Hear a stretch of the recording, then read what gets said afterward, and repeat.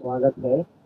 आज की ये मीटिंग जो कार्यशाला के रूप में हमने 6 घंटे तक की, उसके बारे में मैं केवल इतना ही कहना चाहूँगा, अलग से जो अभी तक कहा जा चुका है, कि ये एक ऐसा एक्सरसाइज था जो चुनाव की तैयारी के अलावा जन स्वराज के अपने अस्तित्व और उसके कैरेक्टर को डिफाइन करने के लिए जरूरी था। हमारे कार्यकर्ता कैसे हों, वो चुनाव को किस दृष्टि से देखें, संगठन के लिए वो क्या करें, संगठन में क्या होना चाहिए, क्या नहीं होना चाहिए, बाकी दलों में क्या चलता है और क्या हम अवॉइड करें, इन सारे विषयों पर एक विस्तृत चर्चा और प्रखंड लेवल तक के हमारे अधिकारियों के मन में जो बातें हैं, चाहे वो संगठन को लेकर हो, जन स्वराज को लेकर हो, चुनाव की तैयारियों को लेकर हो, उन सब के बारे में उनके मन में जो शक व शुबा है, उस पर चर्चा ये आज की कार्यशाला की मुख्य उपलब्धि थी। मैं और इस पर ज्यादा कहूं उससे ज्यादा अच्छा है कि आपके सवाल जवाब दें। आपके एक बार पुनः यहाँ आने का बहुत बहुत धन्यवाद। देखिए, मैं वैसे तो आलोचक हूँ, लेकिन इस बात पे और अभी के हालात को देखकर मैं समझता हूँ ये ठीक है, क्योंकि जब तक वो हालात पैदा नहीं कर देते अर्थव्यवस्था में कि अर्थव्यवस्था की इतनी मजबूती हो जाए कि लोग खुद ही पैसे अपना कमा लें, तब तक ये जो दे रहे हैं राशन, जो 5 किलो वो जादू से वो 4 किलो हो जाता है, कम से कम वो दे रहे हैं, ये अच्छी चीज़ है। अभी के अभी के परिस्थिति में ये देना ठीक है, लेकिन इसका वहन भारत की सरकार बहुत दिनों तक नहीं कर सकती है। आप लोगों को अंदाजा है कि इसमें कितने रुपए लगते हैं? इसमें करीब 1,70,000 करोड़ रुपया सालाना खर्च होता है। अगर इन पैसों को आप किसी अच्छे चीज में लगाएं, अगर आपने अपने लोगों को, हमारे देशवासियों को, और कितने देशवासी, 84 करोड़ का वो क्लेम करते हैं, अगर 84 करोड़ देशवासियों को हमने किया होता कि वो अपने पांव पे खड़े हों और अपनी इंतजाम खुद कर लें, तो इन पैसों को अगर हम किसी अच्छे चीज में हमने लगाया होता, तो आप सोचिए कि आपका देश कहाँ पहुंचता। लेकिन सस्ती लोकप्रियता चाहिए, तुरंत वोट चाहिए। अब ये वोट भी बहुत ज्यादा मिलने वाला नहीं है। मुझे लगता है वो इनका भी यूज बाय डेट खत्म ही हो रहा है बीजेपी वालों का। मानदेय जो है वो दुगना करने के बाद 15-20 का पदाधिकारियों ने कहा लेकिन नीतीश कुमार ने ट्वीट के माध्यम से 1,20,000 तक करोड़ बहाली की बात की। देखिए, 27,910 बहाली वाली है। इससे अभ्यर्थी प्रदर्शन कर रहे हैं, लाठियां भी चलाई गई। जन स्वराज किस प्रकार से इन अभ्यर्थियों का सहयोग करे, हम उनकी आवाज उठाएंगे जब तक हमारी व्यवस्था नहीं बनी है। और जिस दिन व्यवस्था बनेगी उस दिन ये STET की जो इम्तिहान जो होनी चाहिए थी नहीं हो रही है। 22-24 और नहीं 21-23 और 23-25 की जो बैच है उसके लिए STET की इम्तिहान तक नहीं हुई। तो TRE 4 और TRE 5 का तो सपना यहाँ के लोग छोड़ ही दें। और ये लाठी बरसाना, ये बर्बरता तो लगता है बिहार का भी ये ट्रेडमार्क बनता जा रहा है कि हम किसी बात से अगर सड़क पे जाएं तो मेरी बात सुनने के पहले, मेरे मुंह खोलने के पहले मुझे लाठी खानी पड़ती। यहाँ वो बच्चे आए थे, किसी का सिर फूटा हुआ है, किसी को कहीं चोट आई हुई है, किसी को कहीं चोट आया हुआ है। तो ये बर्बरता से जो ये सरकार अपने आप को सोच रही है कि हमेशा ये सत्ता में रहेगी, 2 महीनों की बात है। आप भी देखेंगे, सब देखेंगे कि अब समाप्ति की ओर है। आवश्यकता होगी तो सड़क पे भी उतरेंगे, जहाँ जाना होगा वहां जाए उनके साथ। बहुत बहुत धन्यवाद, नमस्कार। धन्यवाद मुन्ना जी। सब लोगों को नमस्कार। लोग अब काफी जल्दी मिल रहे हैं। आज जैसा अभी किशोर कुमार जी ने आप लोगों को बताया, आज सुबह हम लोग बैठक बुलाई हुई थी एक अपने संगठन की, लेकिन ये अच्छी बात है, लेकिन होता यह है कि हम खुद ही नहीं अंदाज लगा पाते कि जन स्वराज किस गति से बढ़ रही है। आज हम लोगों ने सोचा था कि गिने हुए आमंत्रित 700 व्यक्ति 750 व्यक्ति आएंगे, लेकिन जैसा आप सभी लोग देख रहे होंगे, यहाँ बैठक में लोगों की संख्या उससे कहीं ज़्यादा हो गई, क्योंकि जो लोग भी जिला से आए हैं उनके साथ कोई ना कोई जरूर आया है, क्योंकि वो भी जन स्वराज के संगठन की बैठक में भाग लेना चाहता था। मुख्य तौर से 2-3 बातों पे गौर की गई है। चुनाव बहुत करीब है, इसलिए हम चाहते हैं कि हमारे पंचायत और बूथ स्तर तक की जो तैयारी है उसको और सुदृढ़ किया जाए। उसमें कहीं अगर कोई कमी रह गई हो तो उसको पूर्ण किया जाए, और इन्हीं सब बातों पर चर्चा हुई। तो जैसा आप लोग जानते हैं, हमारे यहाँ एक अलग से टीम लगी है जिसका नाम JSPT है। तो JSPT और हमारे संगठन के बीच में और भी अच्छा समन्वय कैसे बैठे, इन चीज़ों पर चर्चा हुई। फिर विभिन्न जिलाओं से जिला अध्यक्षों ने अपने अपने सुझाव दिए, जिन पे हम लोग काम करेंगे। सब लोगों का सुझाव आया है, सब लोगों का सुझाव काफ़ी महत्वपूर्ण है हम लोगों के लिए, तो इन सुझाव पे काम करेंगे। तो मेरे ख्याल से आज मोटे तौर पे इस बैठक के संबंध में इतना ही कहना था। मेरे ख्याल से अगर प्रदेश के अध्यक्ष जी हमारे आदरणीय मनोज भाटी जी इसमें कुछ जोड़ना चाहें तो मैं माइक उनको देता हूँ।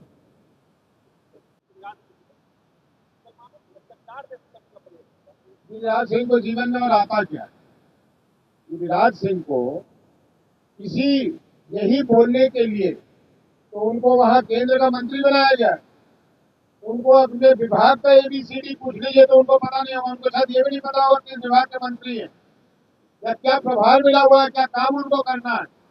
उनको एक ही चीज आता है, हिंदू मुसलमान करो।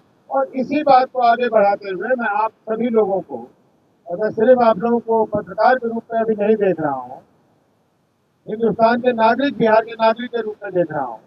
हमारे बगल नेपाल में जो अभी हुआ है ये बहुत ही चिंताजनक है, और इस पर बिहार में चर्चा होनी चाहिए। और बिहार की सरकार को ही नहीं, बिहार में राजनीति में जितने लोगों हैं, जितनी भी दल हैं, सबको चिंता होनी चाहिए, हमें भी चिंता होनी चाहिए। क्यों चिंता होनी चाहिए? क्योंकि ये एक पैटर्न बन गया। बेरोजगारी, भ्रष्टाचार, परिवारवाद, नेपोटिज्म जिसको कहते हैं, इसको लेकर कुछ दिन पहले श्रीलंका में हंगामा हो गया, अभी हाल में बांग्लादेश में हो गया। इसको आप लोग जो रंग देना चाहिए कि वो शेख हसीना को हटा रहे थे और इसको ला रहे थे, ये बात नहीं। उसके जड़ में क्या था? जड़ में वहां लोगों में और खास करके युवाओं में असंतोष की भावना थी। वो असंतोष कहाँ से फूटा? वो असंतोष फूटा कि मेरे पास नौकरी नहीं है, मेरे पास रोजगार नहीं है, मेरे पास पैसे नहीं है, मेरी शिक्षा की व्यवस्था ठीक नहीं है, और अमीर और गरीब की जो खाई है वो बढ़ती चली जा रही है, और भ्रष्टाचार इतना बढ़ गया जिसका किसी को सीमा नहीं है। तो बांग्लादेश में हो गया, और इन्हीं बातों को लेकर नेपाल में हो गया। और नेपाल तो हमारे, वो पार नेपाल है, ये पार हम है। नेपाल और हिंदुस्तान में तो बॉर्डर ही नहीं है। परंपरागत रूप से देखिए तो हम उसको, ये नहीं कि हम उससे कोई अपना अधिकार जमा रहे हैं, लेकिन हमारी मैत्री ऐसी रही है कि हिंदुस्तान और नेपाल के बीच में तो इधर के लोग उधर काम करते हैं, उधर के लोग इधर आ जाते हैं रहने के लिए। वहां भी इन्हीं 3-4 मुद्दों को लेकर, तो अभी मैं किसी कॉन्क्लेव में था, वहां भी कह गया कि हमारे लिए चिंता होनी चाहिए, क्योंकि जितने ये रॉ मटेरियल है, अगर इसको कच्चा सामान माने कि कच्चा सामान एक ऐसे विस्फोट के लिए क्या होता है? कच्चा सामान होता है बेरोजगारी, कच्चा सामान होता है भ्रष्टाचार, कच्चा सामान होता है अमीर गरीब की दूरी, कच्चा सामान होता है ये धार्मिक उन्माद फैलाना। ये सारे जो रॉ मटेरियल हैं वो हमारे पूरे देश में तो है ही, बिहार में ज्यादा है, इसलिए हम सबकी जिम्मेदारी है। और ये बहुत साधारण चीज नहीं है। देखिए अभी भी नेपाल कंट्रोल में नहीं है, अब वो कुछ कर लेंगे, जरूर ही कर लेंगे, और आशा करता हूँ कि उन्होंने कर लिया होगा, कर लेंगे, हमारी शुभकामनाएं। लेकिन बांग्लादेश देखिए क्या हालत में है, श्रीलंका में देखिए क्या हालत में है। हमारे यहाँ के जो नौजवान हैं, और इसको हम लोग मजाक में ले लेते हैं, और ये गिरिराज सिंह जैसे ये गैर जिम्मेदार लोग, इनके लिए तो मैं शब्द यूज करना चाहता हूँ कि ये हिंदुस्तान के गद्दार हैं, ये लोग गद्दार हैं, ये लोग हिंदुस्तान को तोड़ना चाहते हैं, ये देशद्रोही इनको कहा जाता है। ये मुसलमानों के लिए ऐसी शब्दों का इस्तेमाल करते हैं। ये लोग हिंदुस्तान में रहने लायक लोग नहीं है। इनको तो मैं नहीं कह सकता पाकिस्तान चले जाओ, लेकिन इनको भी कहीं भेजना ही चाहिए हमें। ये लोग गद्दार लोग हैं। बोलिए।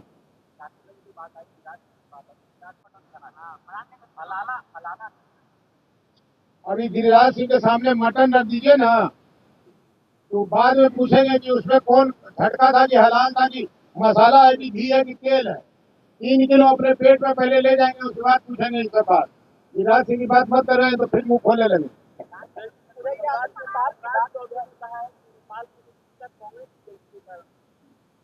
अब उनको रात में सपना आता है कि सम्राट जी को तो हम क्या कर सकते हैं, उनको दिखाना चाहिए डॉक्टर।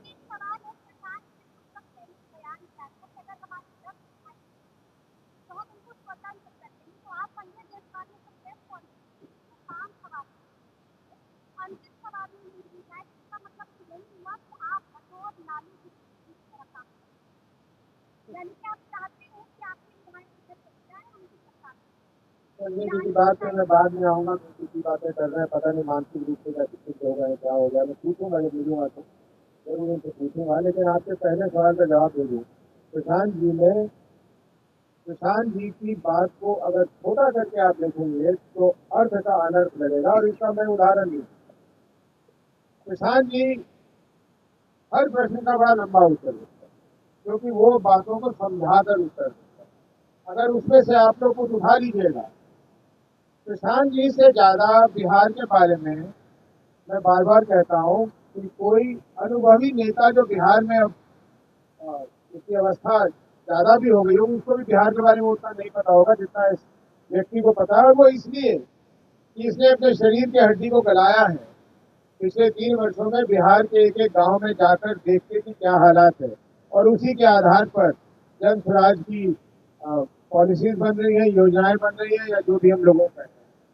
वो व्यक्ति घूमकर जब ये देख रहा है और समझ रहा है, और आप सभी लोग इसको मानते हैं कि वो एक देश का जाना माना रणनीतिकार रहा, तो उसको ये विश्वास ही नहीं है, उसके विश्वास से बाहर की बात है कि मुझे 10 सीटें मिलेंगी और 15 सीटें मिलेंगी। वो आप ही लोगों के समक्ष कह चुके हैं कि साहब अगर हमें 170 सीटों से कम मिले तो हम तो उसको अपनी हार मानेंगे। तो इसलिए 10 और 20 सीटों की जो बात है वो कहीं से निकल आई होगी, कुछ उन्होंने कह दिया। मुझे उदाहरण की मैंने बात की, वो उदाहरण मैं बता दूं। मैं भी पूर्णिया में था तो कटिहार के लोग आए बड़े चिंतित मेरे पास, सूर्य जी ये तो बहुत गड़बड़ हो रहा है, क्या हो गया। तो एक वीडियो वायरल हो रहा है जिसमें प्रधान जी चुने जा रहे हैं ये कहते हुए कि चुनाव जीतने के लिए हमें मुसलमानों का वोट नहीं चाहिए।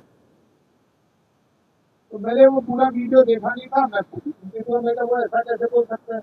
अपने लोगों से कहा क्या वीडियो, तुमने कहा नहीं वो तो पूरा बोल रहे हैं। तो जब सुना तो उन्होंने कहा कि हमें चुनाव जीतने के लिए मुसलमानों का वोट नहीं चाहिए, लेकिन समाज को बनाने के लिए, विकास के लिए, समाज की तरक्की के लिए, मुसलमानों को आगे बढ़ाने के लिए हमें उनका साथ चाहिए। तो अगर पहला हिस्सा सुनिए तो लगता है ये क्या कह रहे हैं, पूरा सुनिए तो लगता है भाई कितनी अच्छी बात की है।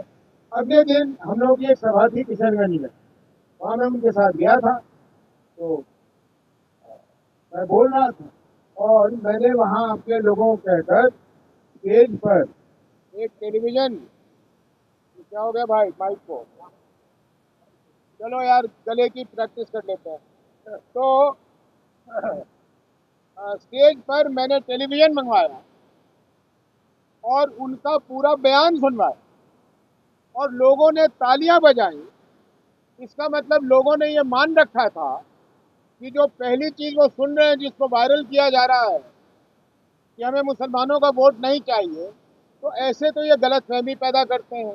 वापस आऊं आपके संजय जायसवाल जी की बात पे, मैं बार बार कह रहा हूँ, रिक्वेस्ट कर रहा हूँ उनसे, और चाहे वो मेरी आगाज मान ले, जो मान ले, ना बोले ये सब चीजें। क्यों क्यों कर रहे हैं? ना करें, फिर मुंह खुलेगा, फिर और परेशानी बढ़ेगी। और हम नहीं चाहते भाई, हमारे पास 60 दिन बचे हैं, हमें चुनाव लड़ने दीजिए आप लोग। और कोई बात नेपाल जैसे हालात क्या भारत में हो सकते हो हैं? सकता है, बिल्कुल हो सकता है, क्यों नहीं हो सकता है? एक कारण बताओ कि नहीं हो सकता। क्या हमारे लोगों की सहन शक्ति ज्यादा होनी चाहिए? क्या हमारे नौजवानों में उससे ज्यादा ये सहन शक्ति होनी चाहिए कि चलो हम भूखे मरेंगे, चलो हम अपने परिवार को भूखे मरते देखते हैं, चलो हम देखते हैं कि अडानी और अंबानी जो है वो 10 हवाई जहाज रोज खरीद रहा है। बीजेपी पार्टी कहती है कि केंद्र में मजबूत सरकार है। बहुत बढ़िया है, तो मजबूती दिखेगी। नेपाल में ही मजबूत सरकार थी, शेख हसीना जी भी कहती थी बहुत मजबूत है। जो राजापक्षे साहब थे श्रीलंका में, वो भी कहते थे कि मेरी बहुत अच्छी सरकार चल रही है। मगर जी उसके लिए तो मोदी जी 5 किलो का किस तरह की चुनौती सामने आ रही है? अगर एक दो उदाहरण आप लोग दें। उदाहरण बहुत साफ है। वो ये कि संगठन अपने ढंग से काम करता है और एक प्रोफेशनल टीम का काम करने का तरीका अलग होता है। तो उस तरीकों को उन तरीकों को कैसे मैच किया जाए, उनको समन्वय कैसे लाया जाए, ये मुख्य मुद्दा है। वो हो चुका है और इस पर ज्यादा अब किसी के मन में शक नहीं है, कोई चिंता नहीं है।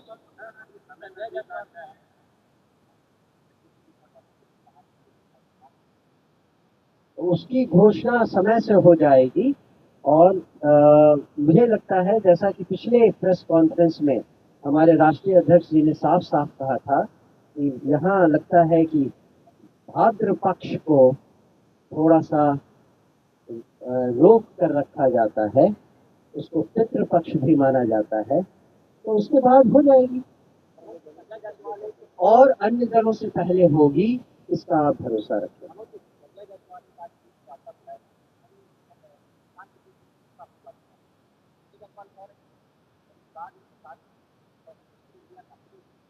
तेलंगाना और तमिलनाडु के लिए कई शराब व्यापारी का नाम क्या है और कंपनी का नाम और कह रहे हैं कि ये सवाल शराब तेलंगाना और तमिलनाडु के कहाँ से आते बड़ा अच्छा किया हम लोगों को संजय जायसवाल जी ने बताया है कि हम लोग और कहाँ से मदद मांग सकते हैं। तो वो प्रेस कॉन्फ्रेंस को तो मैं बहुत ध्यान से सुनूंगा। और कम से कम इतना तो है कि देश के लोगों से ही मदद मांग रहे हैं। उनके लिए अगर कहने पे आऊँ तो ये भी कह सकता हूँ कि पता नहीं कौन कौन देश के किस तरीके से वो पैसे वो लोग लेते हैं। उसमें जाने की आवश्यकता नहीं है। साफ जाहिर है कि संजय जायसवाल जी बहुत घबराए हुए। आप लोगों के माध्यम से मैं फिर उनसे कहना चाहता हूँ, बहुत वर्षों से वो मेरी मित्र हैं, आज भी मैं उनको मित्र मानता हूँ। उन्हें जरा संयम में रह के अपना काम करें, उनके लिए ही अच्छा है।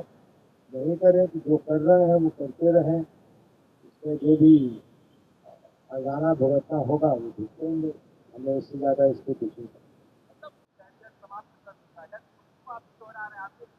मैंने देखा है अनेकों प्रेस कॉन्फ्रेंस में कि आप दोनों साथी एक साथ बैठ जाते हैं और फिर हम लोगों को उत्तेजित करते हैं कि हम लोग कुछ ना कुछ बोले। भाई चुनाव सिर्फ है, हमारी यही किस्म की क्या बात है, इसमें ज़्यादा क्यों हम लोग अपना समय व्यतीत करें। हम लोगों का जो काम है वो समय समय पर कर ही देते हैं। आप लोगों का मनोरंजन भी हो जाता है, बिहार की जनता को सूचना भी मिल जाती है। अभी बहुत कुछ होना बाकी है, रुकिए, बताया जाएगा समय आने पर। क्यों चिंता कर रहा है? फिर ऐसा है ना कि आदमी बहुत ज़्यादा खा लेता है तो दुकान निकलने लगता है। तो वही हाल इनका है, इतना इन्होंने खाया है। अभी तो कान मुंह सब तरफ से निकलेगा। अभी लोगों के सामने लाते हैं ये बातें, बहुत जल्दबाजी मत कीजिए। और कोई प्रश्न भाई? 14 याद रहा, 15 भूल गए। 15 याद कीजिए कि इन्हीं लड़कों ने उसमें भी मदद की होगी। फिर देखिए, प्रोफेशनल टीम की आवश्यकता इसलिए होती है कि कोई पार्टी जब से शुरू हो रही हो, नई शुरू हो रही हो, तो ऐसे लोग जो बिल्कुल निष्पक्ष भाव से काम करके दिखाया। अभी जैसा हमारे प्रदेश अध्यक्ष जी ने कहा, इस बात को मैं दूसरी तरह से कहता हूँ, हमारे राजनीति में यस और नो नहीं होता, बीच यस और नो के बीच बहुत कुछ होता है। लेकिन अगर कोई प्रोफेशनल लोग उसको देख रहे हो तो उनके लिए हाँ और ना ही होता है, उनके लिए बीच का एरिया कुछ नहीं होता। तो जिस समन्वय की मैं बात कर रहा था वो ये नहीं कह रहा था कि कोई हमारे बीच में कोई टकराव है, लेकिन हमारे समझने की, किसी समस्या को समझने की जो तरीका है वो थोड़ा फर्क है। हम लोग राजनीतिक रूप से जो संभव नहीं है उसको भी संभव करने की प्रयास करते हैं। जो प्रोफेशनल लोग हैं वो कहते हैं भाई संभव नहीं, उसको छोड़ देते हैं, या संभव है उसको कर लेते हैं। इसमें और कोई समझने की बात नहीं। साथ ही लोग कहते हैं कि नीतीश कुमार बहुत ही ईमानदार नेता है, उनके मंत्री क्यों रहे ऑफिसर क्यों रहे, जब एक मुखिया ईमानदार है तो नीचे वाला चीज कैसे हो सकता है? देखिए, प्रशांत किशोर जी नीतीश जी को बहुत करीब से जानते हैं, अच्छे से जानते हैं, इसलिए नीतीश जी के व्यक्तिगत तौर पे वो उनको ईमानदार मानते हैं, तो मैं इसमें कुछ नहीं कहना चाहता। लेकिन मैं तो बार बार कह रहा हूँ कि नीतीश जी ईमानदार हैं या नहीं ईमानदार हैं, इससे बिहार की जनता को कोई फर्क नहीं पड़ रहा। कोई भी नीतीश जी के तकिया को उठाकर नहीं देख रहा कि तकिया के नीचे कितना पैसा रखा हुआ है। लेकिन जब उनके जेडीयू के लोग बेशर्मी के साथ ये कहते हैं और एनडीए के लोग कि नीतीश जी की करप्शन के प्रति जीरो टॉलरेंस है, तो हंसी भी आती है, दुख भी होता है और गुस्सा भी आता है। क्योंकि एक नंबर अन्य मार्ग से सब कुछ निर्देशित होता है या होना चाहिए। लोग तो यही उम्मीद करते हैं कि वहीं से होता है। तो अगर वहां से अनुमति नहीं है लोगों को भ्रष्टाचार में संलिप्त होने का, तो यहाँ भ्रष्टाचार का कोई मतलब उठता नहीं। और मैं बिल्कुल डंके की चोट पे ये कह सकता हूँ कि बिहार ने कभी अपने पूरे इतिहास में इतना भ्रष्ट व्यवस्था, इतनी भ्रष्ट व्यवस्था नहीं देखी होगी। ये बिल्कुल भ्रष्टाचार में लिप्त व्यवस्था है, तंत्र विहीन व्यवस्था चल रही है। कोई किसी के लिए जिम्मेदार नहीं है, किसी की कोई जिम्मेदारी नहीं है। और तो और आप लोगों ने शायद सुना ही होगा कि कुछ जीविका दीदी हमारे यहाँ अभी धरने पे बैठी है। क्या कह रही है, मैं सुन के कल हैरान हो गया, परेशान हो गया। वो कह रही है कि हमारे आदरणीय मुख्यमंत्री जी ने जो 15 अगस्त को घोषणा की कि इन लोगों की मानदेय दुगनी की जा रही है, अब उसी विभाग के जो अफसर हैं, जो सचिव हैं, वो कह रहे हैं कि ये चीफ मिनिस्टर का स्लिप ऑफ टंग था। अब ये तो पहली बार ही सुना जा रहा है कि मुख्यमंत्री का स्लिप ऑफ टंग हो जाता है, वो भी 15 अगस्त के भाषण में। और उसको आप लोग नहीं उठा रहे, इसको उठाना चाहिए। प्रेस में मैंने देखा नहीं, ये प्रेस में उठना चाहिए कि भाई ऐसा कौन से मुख्यमंत्री है कि स्लिप ऑफ टंग हो गया। फिर तो वही बात हो गई, तो लोग कह रहे हैं कि उनकी स्वास्थ्य ठीक नहीं है, तो ठीक में ठीक नहीं है। खड़े होकर मंच पर से कह दीजिए कि इनकी वेतन दुगनी की जा रही है, और आपको ये अक्सर बाद में कह दे कि नहीं आपके भूल से कुछ निकल गया होगा, आपको पता नहीं आपने क्या बोला। इसका क्या मतलब है?